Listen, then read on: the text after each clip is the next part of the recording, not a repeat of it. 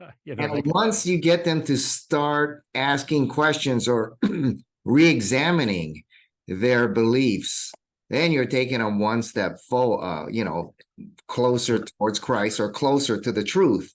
exactly. Ultimately, is found in Christ, and so that's a great strategy here. So let's go through your game plan. It was first you engaged them by asking, "What do you mean by that?" Yeah, That's you're gathering information, right? yeah. Then step two is how did you come to that conclusion? Really, how do they know it's true? What's the evidence? What's the basis for their beliefs? Correct. Step three is finding flaws and weaknesses in their argument. And it's step three I want to talk about here. Sure. How do you get good at step three? To me, it seems like you need to know some apologetics. You kind of need to know a little bit of where they're arguing and where you want to go. Yes, you're right. That's true. You do need to know some of those things. In many cases, if you are just reflective about what's been said, you're going to see some problems. For example, somebody says, "Well, there is no truth." All right, and they're using that as a club to beat up on your claim that Christianity is true. Well, it can't be true if there is none of that truth stuff. So the rug is pulled out from underneath the Christian. But a person who's not even, hasn't had any training may realize, wait a minute, he says there is no truth, but he thinks that statement is true, which makes it self-defeating. Yeah. And so you might say, well, wait a minute, is that statement true, that there is no truth? Okay, that's a question, of course, but I'm just saying a reasonably observant Christian without any training can maybe see those kinds of flaws. That's called the suicide tactic, by the way. It's in the tactics book. Okay, but for the most part, I think you're right, Pat. This is a little harder, and I mentioned the speed bump because you have to know the point you're trying to make. You have to know what's wrong with the view or the challenge to Christianity in order to demonstrate the flaw or to parry the charge or the challenge. And that's what Smarts is meant to do. And by the way, it's not just what Street Smarts is meant to do. I do that on all those topics, and I go into depth on atheism, 2 chapters, 1 chapter on the problem of evil, a chapter on whether you can be good without God. That's another chapter because it's related to this broader question. I have 2 chapters on abortion. I have 2 chapters on the Bible, one Bible and science, and the other one dealing with Bible challenges, specifically the challenge of slavery in the Bible and the challenge of genocide. We talked a little bit about how you might navigate that. And then there's the science. Did I say science in the Bible? And also the gender, sex, and marriage. All of those I deal with. So this book provides that background. Okay. But I'm not the only player out there. What you've been doing for years and years there on the islands, Pat, and in the Philippines is providing that kind of information. Doesn't matter where you get the information from. Look at all the books in your bookshelf. Look at all the books on mine. There's lots of people writing, and we have a very deep bench. Our people have just done a great job in answering every challenge that you can possibly imagine and doing it well. Okay. What the Street Smarts book does, it gives you an added step. It gives you a bridge from the content to the conversation. Okay. And a shrewd way of navigating in that conversation. All right. But a way that anybody can do with a tremendous amount of safety. There's a chapter in the front end of the book titled Questions Keep You Safe. If you're asking questions, you're not making statements. If you're making statements, you're vulnerable. If you're asking questions, you're not vulnerable because you're not making any claims. That doesn't mean you're not making an impact, though.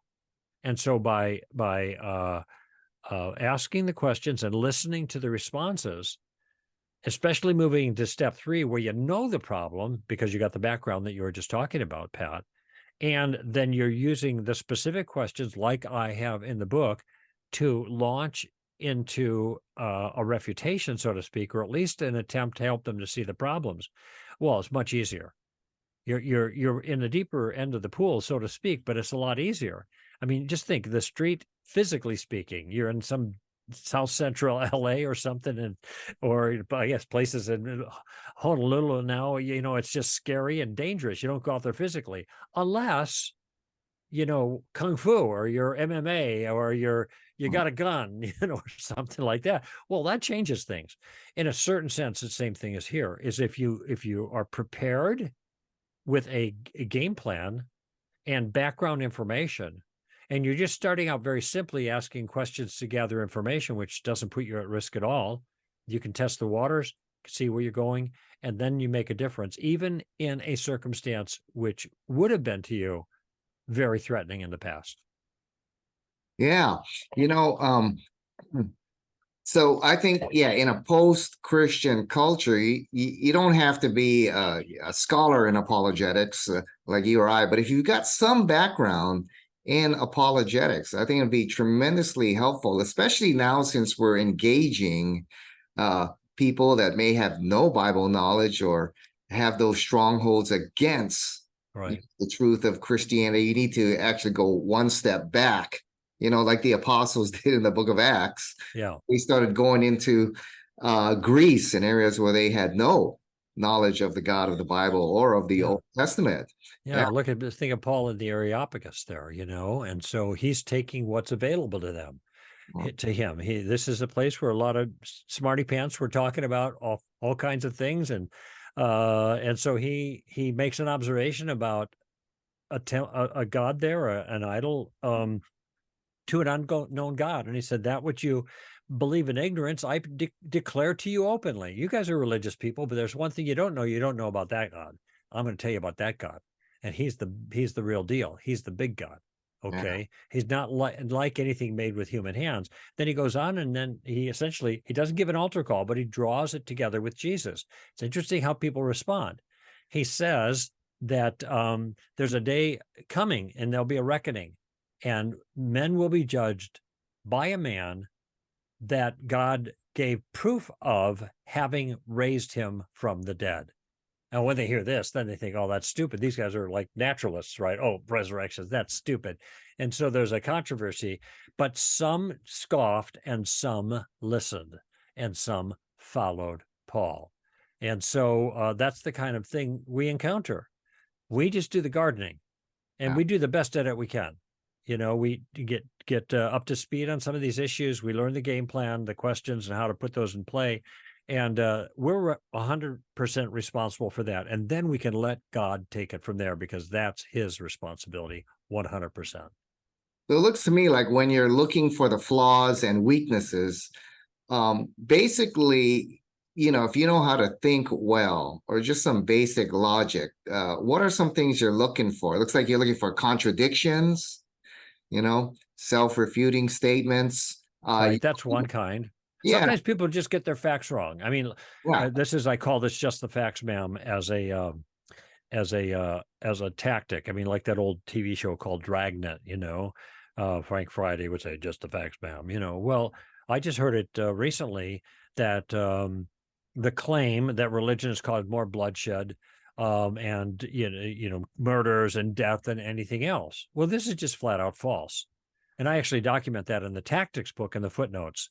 It turns out, and if you want a quick study on this, there are 3 men who are responsible in the 20th century for the deaths of 100 million people. And I'm not talking about the deaths through the First World War, which is around 40, or the Second World War, which is around 60. That's 100 too. I'm talking 100 more just because of 3 men, Lenin, Stalin, and Mao. Okay. So that wasn't religion. That was atheism. Atheistic, materialistic communism that was responsible for that kind of bloodshed. And I think there's a kinship between that bloodshed and the ideas they held. Okay. So it's just false that religion has been responsible for most bloodshed in the world. So sometimes there's a factual problem. Sometimes there's something is contradictory. It's self-refuting. And so it commits suicide, so to speak. And your job is to just see it and then exploit it.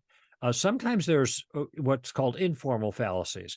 A lot of challenges against Christianity are based on a misunderstanding of Christianity. Okay.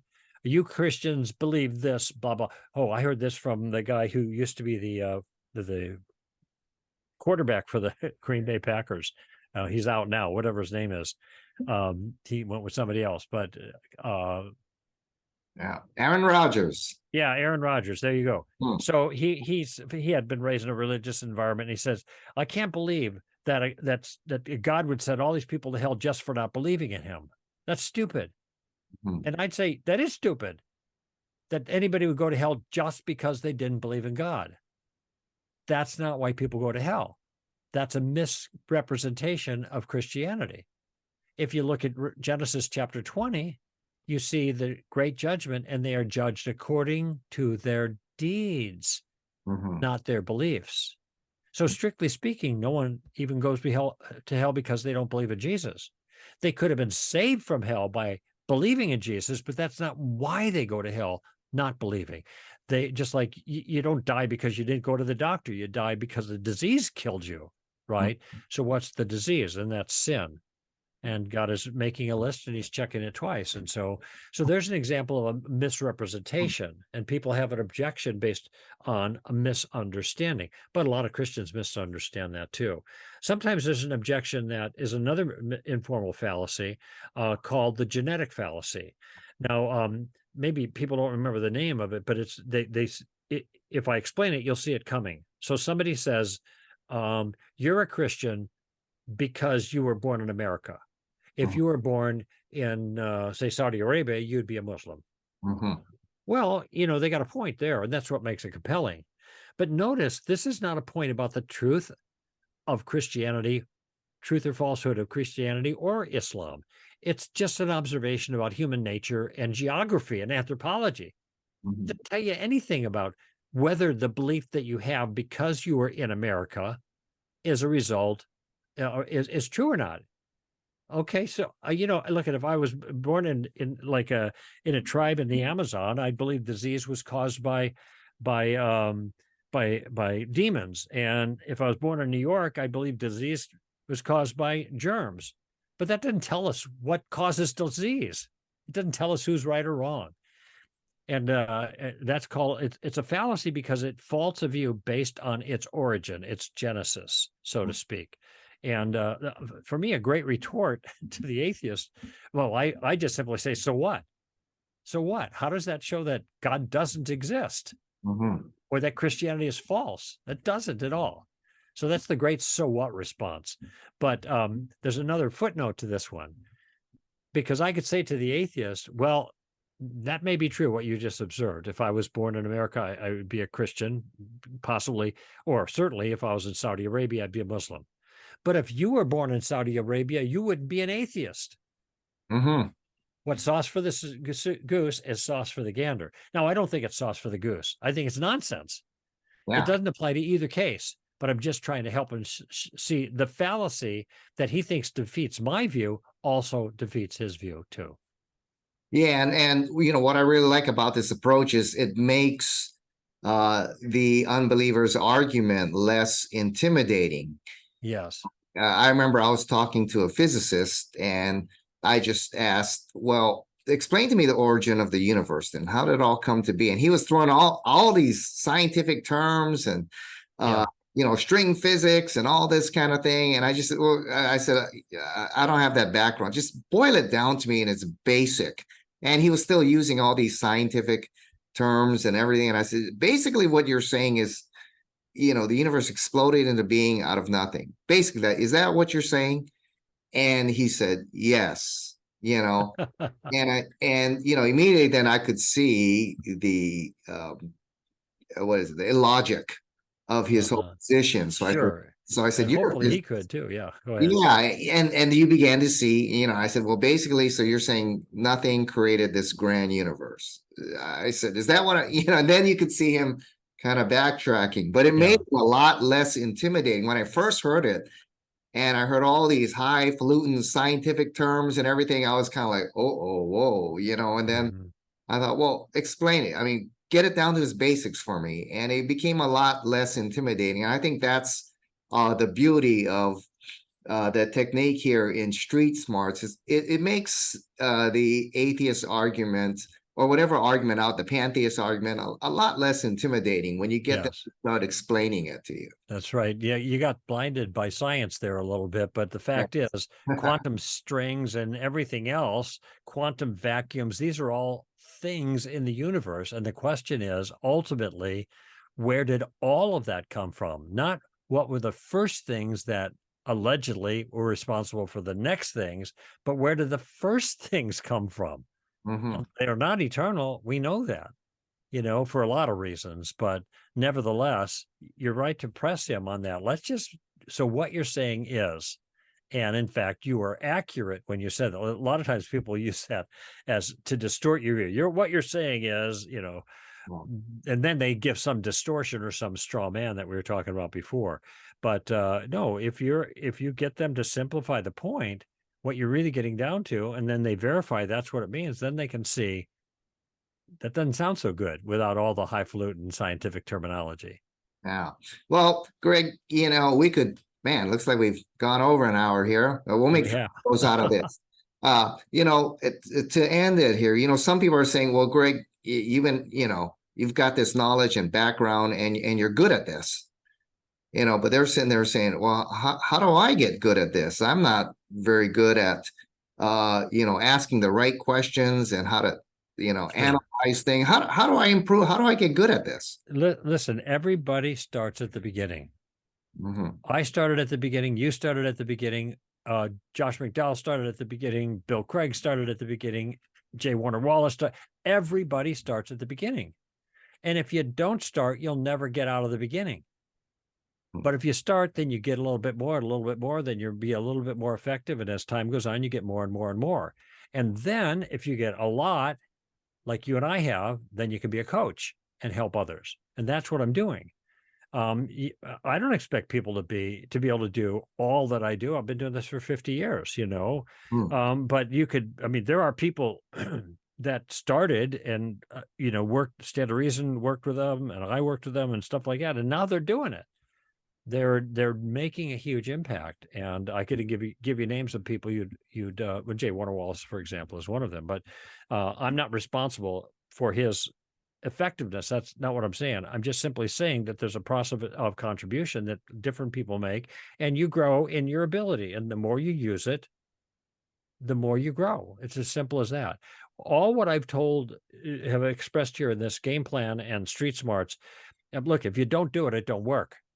But if you start doing it, even if you're a beginner, if you start asking maybe just one question, what do you mean by that? All you're going to do is be a student of somebody else's view. What do you mean by that? How'd you come to that conclusion? What are your reasons for what you think? I'm just curious. I'm not going to try to push back. I'm not going to try to convince you of my own view. I just want to know about yours. Try that. That will allow you to paddle around in the shallow end of the pool for a while and get used to the process. And pretty quickly, as you do that, you're going to find out, one, the other side is not as scary as you thought. Mhm. Two, they're not as smart as you thought either. I'm not saying they're stupid, but they're probably not as smart as you thought. Okay. We have a way of building other people up. We become grasshoppers in our own eyes, like the spies there in the book of Numbers. And just start and begin employing this. And I'm just going to promise you, if you start doing it, you're going to see a dramatic change in your effectiveness. And this is what people have told me time and time and time again. So I feel pretty confident making that promise. Yeah, and I think you bring up a good point. I think it's in your tactics book is to reflect on the conversation Right. when you're done, and then you realize, well, I could have said this, or hey, I noticed this. I'm going to ask him next time, or next time I'm in this situation, I'm going to do this, and you really improve not only as you try it out, but then you sit back and reflect. And, well, I could have done this better, or I could have Sure. asked this. I saw on a TV show, it was a news show, a conversation, and it was during the same-sex marriage debate. And the more leftist person was saying to the conservative, well, you don't believe in marriage equality. Oh, notice how he uses the language to make him look good and the other guy look bad. It's just rhetoric. But I did think to myself, if somebody said that to me, I don't know what I'd say. So I better start thinking about it now before I'm under fire. And I thought for a few moments, and then I put together a little dialogue in my mind. And here's what I would say.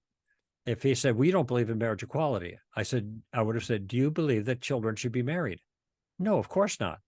Then you don't believe in marriage equality either. Hmm. We both draw the lines. That's not the issue. The issue is where we draw the lines. Okay, there it is. What was that? 45 seconds, not even that long. I did a little work on my own to figure out a way to diffuse the argument and show the person that his rhetoric, that's not helpful. We both don't believe in marriage equality, quote unquote, but where do you draw the line? And that's what we should be talking about, not being dismissive. So there's an example of what you're talking about, Pat. I reflected on that before I got caught.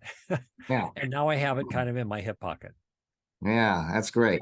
Well, you've been listening to our conversation with Greg Koukl, and he's got his great book out here, Street Smarts, here, using questions to answer Christianity's toughest challenges. We've only touched the tip of the iceberg. In fact, I think the material we talked about here might cover maybe chapters 1 through 3.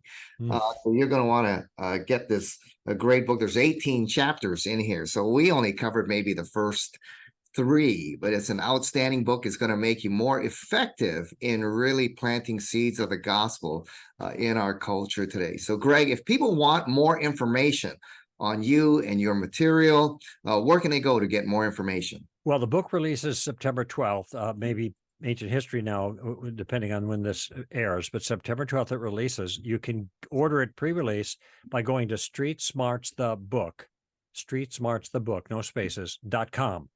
And there's details there. The nice thing about that spot is you can get some extra things by ordering the book that way through any outlet ultimately, but you're going through that landing page first.